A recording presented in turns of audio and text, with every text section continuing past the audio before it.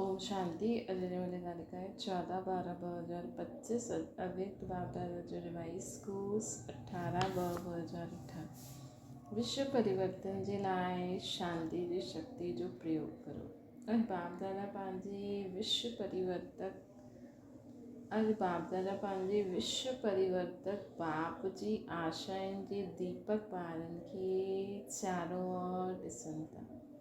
बाप दादा ॼाणंदा आहिनि कि ॿारनि जो बाप दादा सां अति प्यार आहे ऐं बाप दादा जो बि हर ॿार सां गॾु पदम गुणा खां बि ज़्यादा प्यार आहे ऐं इहे प्यार त सदा ई हिन संगम युग ते ई मिलंदो आहे न, मिलणो ई आहे। बाप दादा ॼाणंदा आहिनि जीअं जीअं समय समीप अचे थो उन प्रमाण हर हिकु ॿार जे दिलि में इहो संकल्प इहो उमंग उत्साह आहे कि हाणे कुझु करिणो ई आहे। छो जी ॾिसो था अॼु जी 3 सत्तायूं अति हलचल में आहिनि, चाहे धर्म सत्ता आहे, चाहे राज्य सत्ता आहे, चाहे साइंस जी सत्ता आहे। साइंस बि हाणे प्रकृति खे यथार्थ रूप सां हलाए न सघंदी आहे। इहे ई चवंदा आहिनि थियणो त आहे ई। छो जी साइंस जी सत्ता प्रकृति द्वारा कार्य कंदी आहे न, त साइंस जे साधन हूंदा आहिनि। प्रयत्न कंदे बि प्रकृति हाणे कंट्रोल में न आहे ऐं अॻियां हली करे इहे प्रकृति जो खेल ॿियो ई वधंदो वेंदो। छो जी प्रकृति खां बि ज़्यादा प्रकृति में बि हाणे आदि समय जी शक्ति न रही आहे। इहे समय हाणे सोचो हाणे कहिड़ी सत्ता परिवर्तन करे सघंदी आहे। साइलेंस जी शक्ति ई विश्व खे परिवर्तन कंदी। त चारों ओर जी हलचल मिटाइण वारो केरु ॼाणंदा आहियो? ई सिवाइ परमात्मा पालना जे अधिकारी आत्मा जे ॿियो कोई करे न सघंदो। त तव्हां सभिनि खे इहो उमंग उत्साह आहे कि असां ई ब्रह्मण आत्मा आहियूं, बाप दादा सां गॾु बि आहियूं ऐं परिवर्तन जे कार्य में साथी बि आहियूं। बाप दादा विशेष अमृत वेलो तथा सॼे ॾींहं में हलंदे हुए बि ॾिसो कि जेतिरो दुनिया में 3 सत्ताउनि जी हलचल आहे ओतिरो तव्हां शांति जी देवियूं, शांति जा देवनि खे जो शक्तिशाली शांति जी शक्ति जो प्रयोग करणो खपे। हुन में हाणे कमी आहे। बाबा चवनि था दुनिया में हलचल जे हिसाब सां असां जो शक्तियुनि जो प्रयोग करूं था उहो घटि आहे। त बाप दादा हाणे सभी ॿारनि खे इहो उमंग उत्साह दिलाइनि था। सेवा जे क्षेत्र में त आवाज़ सुठो फैलियो आहे, लेकिन साइलेंस जी शक्ति खे चारों ओर फैलायो।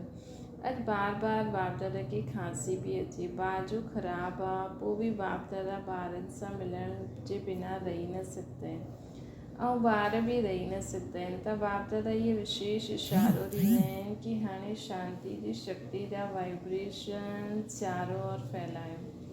हाणे विशेष ब्रह्मा बाबा ऐं जगदम्बा खे ॾिसो कि स्वयं आदि देव हूंदे हुए शांति जी शक्ति जो केतिरो गुप्त पुरुषार्थ कयनि। तव्हांजी दादी कर्मवती थियण जे लाइ हिन ॻाल्हि ते केतिरो अटेंशन पको कई। ज़िम्मेवारी हूंदे हुए बि सेवा जो प्लान ठाहींदे हुए बि शांति जी शक्ति जमा कई। खांसी बार अचे बि, बाजू केतिरो बि ख़राबु हुजे, लेकिन बाप दादा जो प्यार आहे त सेवा जी ज़िम्मेवारी केतिरी बि वॾी हुजे, लेकिन सेवा जी सफलता जो प्रत्यक्ष फल शांति जी शक्ति जे बिना जेतिरो चाहींदा आहियूं ओतिरो न मिली सघंदो आहे। ऐं पंहिंजे लाइ सॼे कल्प जी प्रारब्ध खे बि साइलेंस जी शक्ति सां ई ठाहे सघंदा आहियूं। सेवा जी ज़िम्मेवारी केतिरी बि वॾी हुजे, लेकिन सेवा जी सफलता जो प्रत्यक्ष फल शांति जी शक्ति जे बिना न मिली सघंदो आहे। जेतिरो चाहींदा आहियो ओतिरो न मिली सघंदो आहे। ऐं पंहिंजे लाइ सॼे कल्प जी प्रारब्ध खे बि साइलेंस जी शक्ति सां ई ठाहे सघंदा आहियूं। इन जे लाइ हाणे हर हिक खे स्व जे प्रति सॼे कल्प जी प्रारब्ध राज्य जी ऐं पूज्य जी इकट्ठी करण लाइ हाणे समय आहे। हर हिक खे स्व जे प्रति सॼे कल्प जी प्रारब्ध राज्य जी पूज्य जी मतिलबु सत्य त्रेता द्वापर कलयुग चारई युगनि जे लाइ प्रालब्ध इकठो करण लाइ हाणे समय आहे। छो जो समय नाज़ुक अचिणो ई आहे। अहिड़े समय ते शांति जी शक्ति द्वारा टचिंग पावर कैचिंग पावर ॾाढी आवश्यक आहे। अहिड़ो समय ईंदो जो इहे साधन कुझु बि न रहंदा, सिर्फ़ु आध्यात्मिक बल बाप दादा जी डायरेक्शन जी टचिंग कार्य कराए सघंदी। त पंहिंजे खे चेक करो, बाप दादा जी अहिड़े समय में मन बुद्धि में टचिंग अची सघंदी आहे। इन में बहुत काल जो अभ्यास खपे। इन जो साधना मन बुद्धि सदा ई कॾहिं कॾहिं न सदा ई क्लीन ऐं क्लियर खपे। सदा ई मन बुद्धि क्लीन ऐं क्लियर खपे, तॾहिं असां बाप दादा जी टचिंग खे कैच करे सघंदा आहियूं। त बाप दादा चवनि था हाणे रिहर्सल वधंदी वेंदी ऐं सेकेंड में रियल थी वेंदा। जरा बि अगरि मन में बुद्धि में कहिड़े बि आत्मा जे प्रति या कहिड़े बि कार्य जे प्रति कहिड़े बि साथी सहयोगी जे प्रति जरा बि नेगेटिव हूंदो त उनखे क्लीन एंड क्लियर न चईंदासीं, है न। बाबा चवनि था जेको असां रिहर्सल कंदा रहंदा आहियूं न स्टॉप कॾहिं रियल थी वेंदो पतो ई न लॻंदो। त इन करे न जरा बि मन बुद्धि में कहिड़ी बि आत्मा जे प्रति कहिड़े बि कार्य जे प्रति साथी सहयोगी जे प्रति कोई बि नेगेटिव ॻाल्हि न हुजणी खपे। न त बाबा सां बुद्धि क्लीन एंड क्लियर टचिंग न थींदी, बाबा सां कनेक्शन न जुड़ंदो। छो कि अगरि असां कंहिंजे लाइ नेगेटिव सोचंदासीं ऐं बाबा सां असांजो कनेक्शन जुटियलु हूंदो त हुनजो त बुरो थी वेंदो न वीचारे जो, है न। त इन करे कंहिंजे प्रति बि असांखे नेगेटिव भावना न रखणी आहे, नेगेटिव वीचार न रखिणो आहे, सदा सभिनि खे ब्लेस करिणो। त जरा बि नेगेटिव हूंदो त क्लीन एंड क्लियर न चईंदासीं। इन करे बाप दादा इहा अटेंशन खिचवाइनि था सॼे ॾींहं में चेक करो साइलेंस पावर केतिरी जमा कई। सेवा कंदे बि साइलेंस जी शक्ति अगरि वाणी में न त प्रत्यक्ष फल सफलता जेतिरो चाहींदा आहियो ओतिरो न थींदो। महिनत ज़्यादा आहे फल घटि आहे। सेवा करो लेकिन शांति जी शक्ति संपन्न सेवा करो, है ना। सेवा करो लेकिन शांति जी शक्ति संपन्न सेवा करो जंहिंमें उन में जेतिरी रिज़ल्ट चाहींदा आहियो हुन सां अधिक मिलंदी, है न। शांति जी शक्ति के कार्य में लगायो त अधिक सफलता मिलंदी। बार बार चेक करो। बाक़ी बाप दादा खे ख़ुशी आहे कि दिन प्रतिदिन जो बि जाते बि सेवा करनि था उहो सुठी करनि था, लेकिन स्व जे प्रति शांति जी शक्ति जमा करण जो परिवर्तन करण जो ॿियो अटेंशन खपे। स्व जे प्रति शांति जी शक्ति जमा करण जो परिवर्तन करण जो अटेंशन खपे। हाणे सॼी दुनिया ढूंढे थी कि आख़िर विश्व परिवर्तक निमित्त केरु ठहींदो, छो जो दिन प्रतिदिन दुख शांति वधंदी वेंदी आहे ऐं वधणी आहे। जो त भगत पंहिंजे इष्ट खे यादि करनि था, कोई अति में वञी करे परेशानी सां बि जीअनि था, धर्म गुरू जी तरफ़ नज़र घुमाइनि था ऐं साइंस वारा बि हाणे इहे सोचनि था कि कीअं करूं, केसि ताईं थींदो। त हिननि सभिनि जो जवाबु ॾियण वारो केरु? सभिनि जे दिलि सां यही पुकार आहे कि आख़िर गोल्डन मॉर्निंग कॾहिं ईंदी। त तव्हां सभी लाइण वारा आहियो न गोल्डन मॉर्निंग। हथ उठायो जो सम्झंदा आहिनि कि असां गोल्डन मॉर्निंग लाहींदासीं, असां निमित आहियूं। निमित आहियो बाबा प्रश्न पुछनि, सभिनि हथ उठायो। अच्छा एतिरा सारा निमित आहिनि त केतिरे समय में गोल्डन मॉर्निंग ईंदी? तव्हां सभी बि ख़ुशि थींदा आहियो, बाप दादा बि ख़ुशि थींदा आहिनि। ॾिसो गोल्डन चांस हर हिक खे गोल्डन समय प्रमाण मिलंदो आहे। हाणे आपस में जो सर्विस जी मीटिंग कंदा आहियो, प्रालब्ध हल करण लाइ बि मीटिंग कंदा आहियो न। हाणे ये मीटिंग करो, ये प्लान ठाहियो।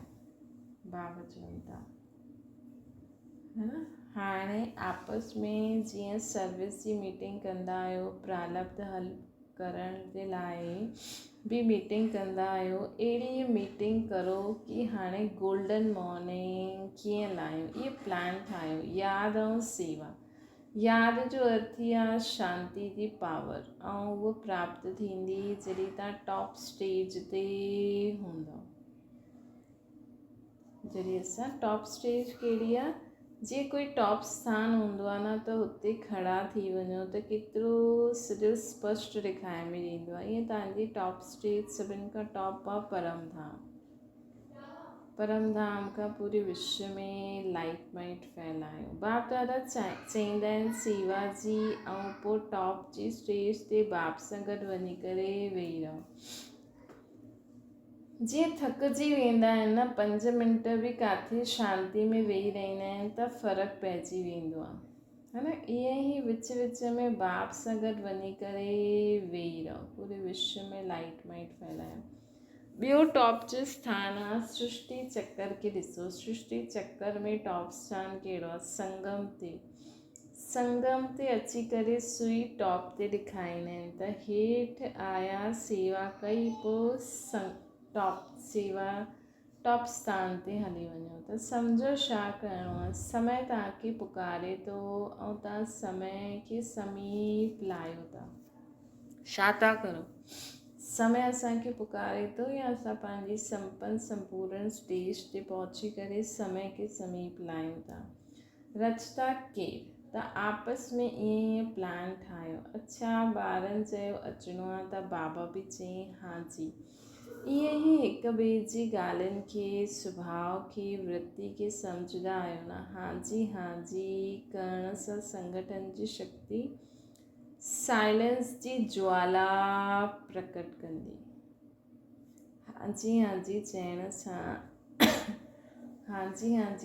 सां संगठन जी शक्ति साइलेंस जी ज्वाला प्रकट कंदी।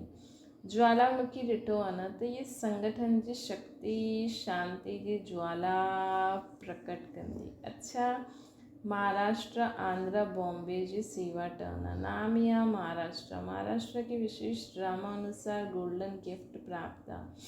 कहिड़ी? ब्रह्मा बाप ऐं मां जी पालना महाराष्ट्र खे डायरेक्ट मिली आहे। दिल्ली ऐं यूपी में बि मिली आहे, लेकिन महाराष्ट्र खे ज़्यादा आहे। हाणे महाराष्ट्र महा त आयो ई, हाणे छा करिणो आहे? महाराष्ट्र मिली करे अहिड़ो प्लान ठाहियो, अहिड़ी मीटिंग करो जंहिंमें सभिनि जे हिकु ई सुभाउ, हिकु ई संकल्प, हिकु ई सेवा जो लक्ष्य, शांति जी शक्ति कीअं फैलायूं। मीटिंग करो जंहिंमें सभिनि जे हिकु ई सुभाउ, संस्कार, सेवा जो लक्ष्य, शांति जी शक्ति कीअं फैलायूं। उन जे लाइ प्लान ठाहींदव न। अच्छा, बाप दादा खे हिकु मास खां पोइ रिपोर्ट ॾींदा कि छा प्लान ठातो आहे। तव्हांजी हिन रिहर्सल सां ॿियो ई एडिशन थींदी। त अहिड़ो प्लान ठाहियो त तव्हांजी हिन रिहर्सल सां, बाबा चवनि था, तव्हांजी हिन रोह रियान सां ॿियो बि एडिशन थी वेंदो।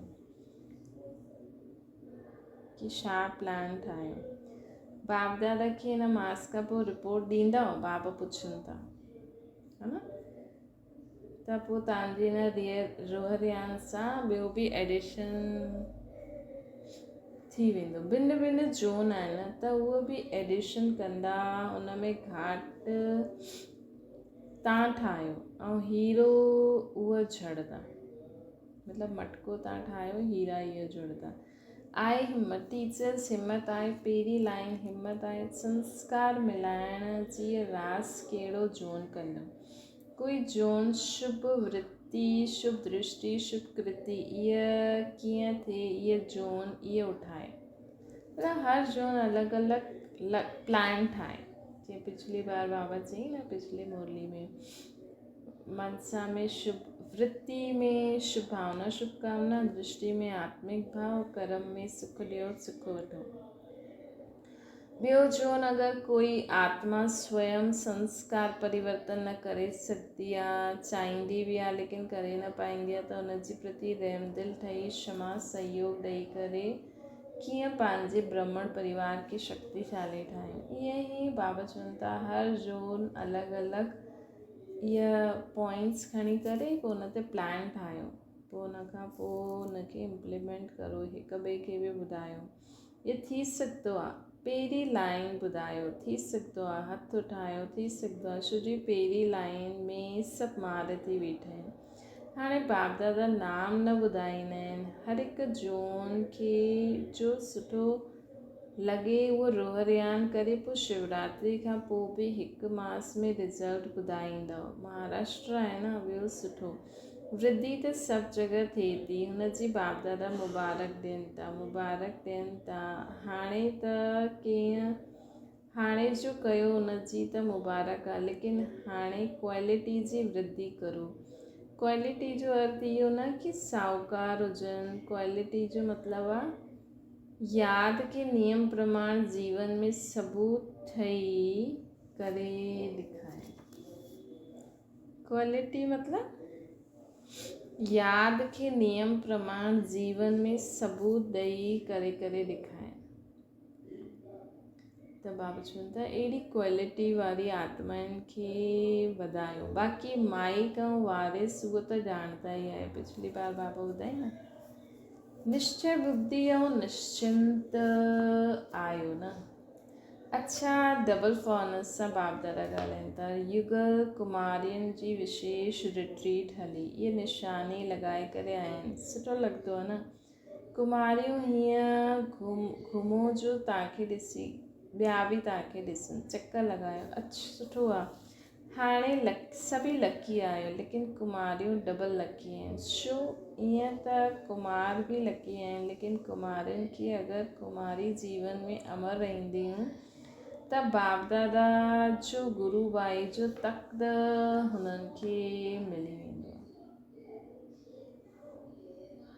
दिलि तख़्त त आहे ई, उहो त सभिनि खे आहे, लेकिन गुरू जो तख़्त आहे जिते वेही करे मुरली ॿुधाईंदा आहियूं, टीचर ठही करे टीच कंदा आहिनि। इन करे बाप दादा चवंदा आहिनि कि कुमारियूं डबल लकी आहिनि। कुमारियुनि जे लाइ ॻाइण आहे कि 21 परिवार जो उद्धार करण वारी, त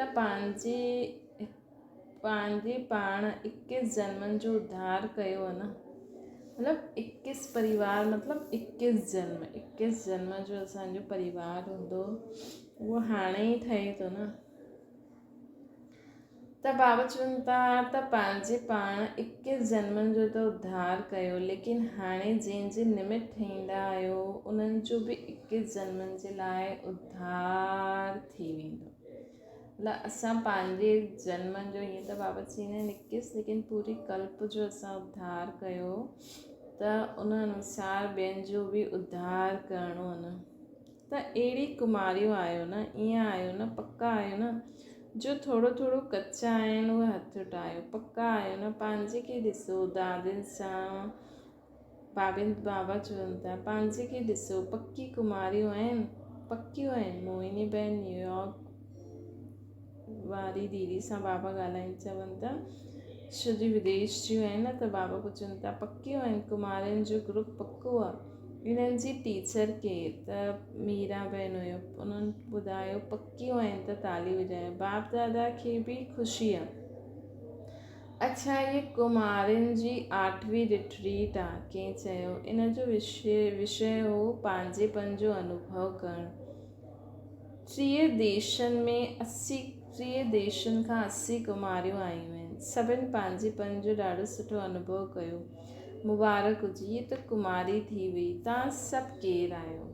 बाबा ॿियनि खां पुछनि था तव्हां सभु केरु आहियो?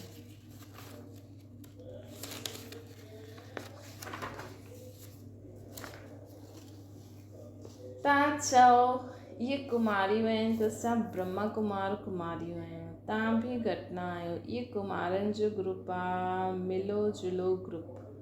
सुठो आहे। युगल जो कहिड़ो नशो आहे? युगलनि खे एक्स्ट्रा नशो मालूम आहे। सभिनि खां जॾहिं खां प्रवृत्ति वारा हिन नॉलेज खे धारण करणु लॻिया आहिनि त मेजॉरिटी हाणे माण्हुनि में हिमत आई आहे कि हाणे बि करे सघंदा आहिनि। पहिरियों सम्झंदा हुया कि ब्रह्म कुमारियूं ठहिण अर्थात सभु कुझु छॾनि, लेकिन हाणे सम्झंदा आहिनि ब्रह्म कुमार कुमारियूं ठही करे परिवार व्यवहार सभी हली सघंदो है न। पहिरियों हीअं सोचता हुया, लेकिन हाणे जॾहिं खां प्रवृत्ति वारा आया आहिनि, ज्ञान वठनि था, त सोचता आहिनि न कि असां ब्रह्म कुमारी ठही करे परिवार व्यवहार सभु कुझु हलाए सघंदा आहियूं। ॿियो युगलनि जी हिकु विशेषता आहे, उन्हनि महात्माउनि खे बि चैलेंज कई कि असां साथ रहंदे व्यवहार कंदे असांजो परमार्थ श्रेष्ठ आहे, असांजो धर्म श्रेष्ठ आहे न, असांजी धारणायूं श्रेष्ठ आहिनि। विजय आयो न, त विजय जी हिम्मत दिलाइणी आहे। इहे युगलनि जो कमु आहे, हिन करे बाप दादा युगलनि खे बि मुबारक ॾींदा आहिनि। ठीकु आहे न, चैलेंज करण वारा आहियो न, पको आहे न। कोई अॻियां कोई अची करे CID करे,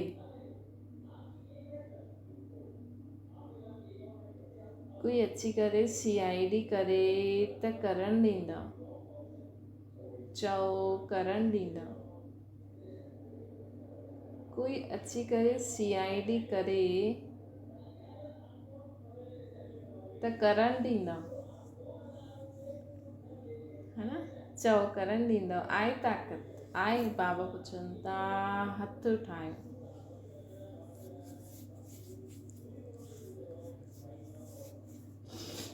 अच्छा, बाप दादा सदा ही डबल फॉर्नेस खे हिम्मत वारो सम्झंदा आहिनि। छो? बाप दादा ॾिठो आहे कि काम ते जीत पाईंदा आहिनि, क्लास बि कंदा आहिनि, कई क्लास बि कराईंदा आहिनि, लेकिन ऑलराउंडर सेंटर जी सेवा में बि मददगार ठहींदा आहिनि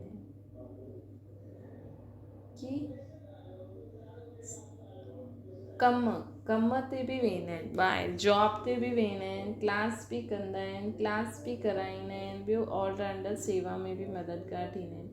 इन करे बाप दादा उन्हनि खे ऑलराउंडर ग्रुप जो टाइटल ॾींदा आहिनि।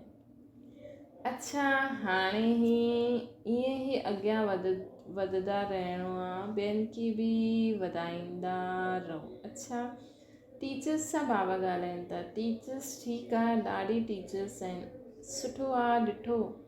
सुठो आहे ॾिठो। ॾिसो, बाप समान टाइटल तव्हांखे बि आहे। बाप बि टीचर ठही करे ईंदा आहिनि, त टीचर माना स्व अनुभव जे आधार सां ॿियनि खे बि अनुभवी ठाहिण। अनुभव जी अथॉरिटी सभिनि खां ज़्यादा आहे न। अगरि हिकु बार बि कोई बाप जो हिकु ॻाल्हि जो अनुभव करे वठंदा आहिनि त जीवन भर न भुलिजंदा आहिनि। ॿुधी हुई ॻाल्हि, ॾिठी हुई ॻाल्हि भुलिजी वेंदा आहिनि, लेकिन अनुभव जी ॻाल्हि कॾहिं बि न भुलिजंदा आहिनि। त जीअं शिव बाबा अची करे असां सभिनि खे अनुभव करायो, त हीअं ई बाबा बचाईंदा न, सभिनि हंधि माता न वेंदमि, त तव्हां द्वारा बि ॿिया ईअं अनुभव करनि, त अनुभव जी उहा छाप लॻी वञे। श्रुति अनुभवी कॾहिं बि हुन ॻाल्हि खे भुलिजी न सघंदो आहे। हिकु बार उहो वाइब्रेशन अनुभव थी वञे, त टीचर्स अर्थात अनुभवी ठाहिनि। इहे कमु कंदा आहियो न। अच्छा, सुठो आहे। जो बि अनुभव में कमी आहे, उहा हिन मास में भरे छॾिजो। बाबा चवनि था, जो बि अनुभव जी कमी आहे न, उहा हिन मास में भरे छॾिजो, त अनुभव कंदा वञो जीवन में। जो बि अनुभव जी कमी आहे, उहा हिन मास में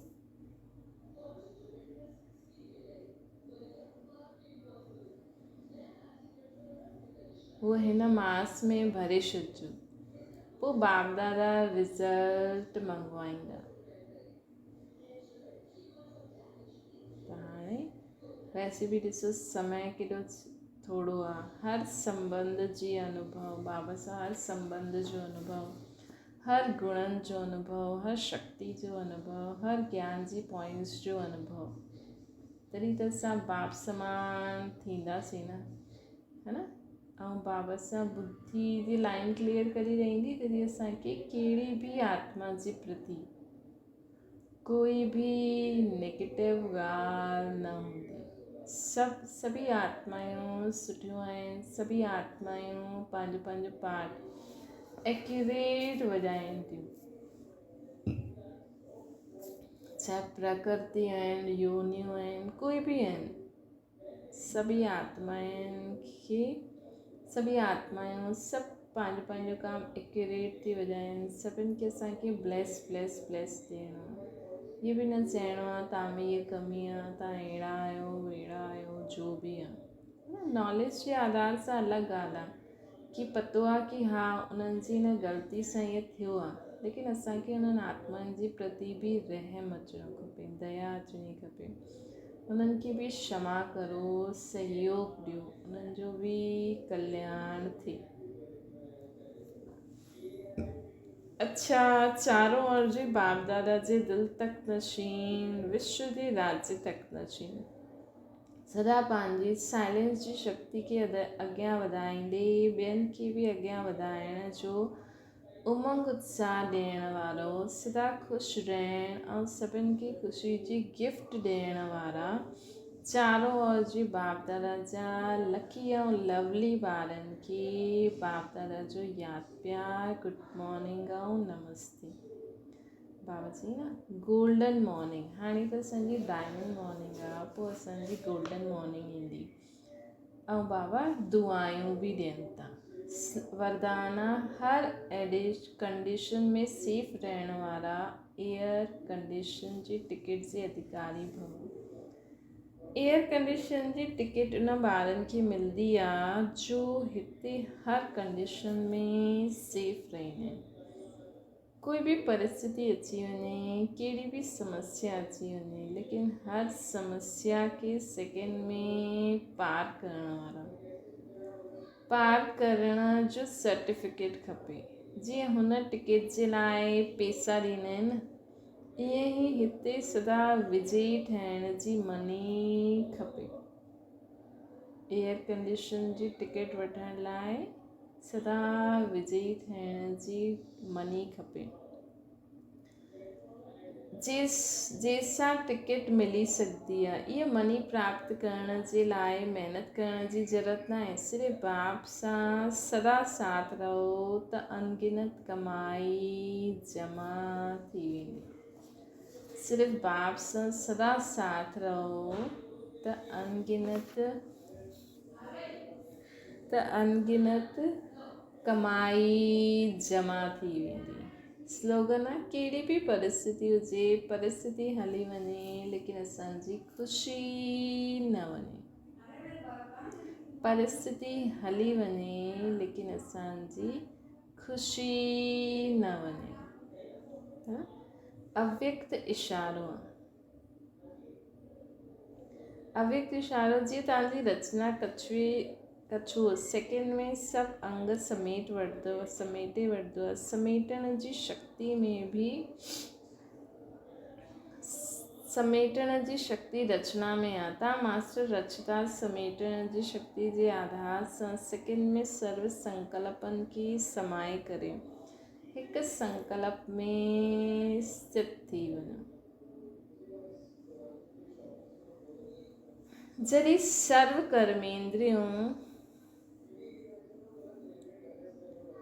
सर्व कर्मेंद्रियनि जी कर्म जी स्मृति सां परे हिकु आत्मिक स्वरूप में स्थित थी वेंदो। सर्व कर्मेंद्रियनि जी कर्म जी स्मृति खां परे हिकु आत्मिक स्वरूप में स्थित थी वञो। जीअं सम्झो असां हथ लाहींदा आहियूं त फीलिंग ईंदी आहे न, त उन खां बि परे सिर्फ़ु मां निराकार आत्मा। तॾहिं कर्मातीत अवस्था जो अनुभव करे सघंदा, है न। जीअं सम्झो असां अखियुनि सां ॾिसूं था, लेकिन हाणे असां इन अखियुनि सां बि न ॾिसी करे असां आत्मा में जो बुद्धि आहे, जी सम्झो अखियुनि खां रोशनी ईंदी आहे न, बाबा जी कंहिंजूं अखियुनि सां वञनि थियूं, त हाणे उनखां बि परे निराकार स्थिति, हिकु सितारो आत्मिक स्वरूप में स्थित थी करे पूरे विश्व में लाइट माइट फैलाए थी मां आत्मा। त देह जो कम ई न थियो।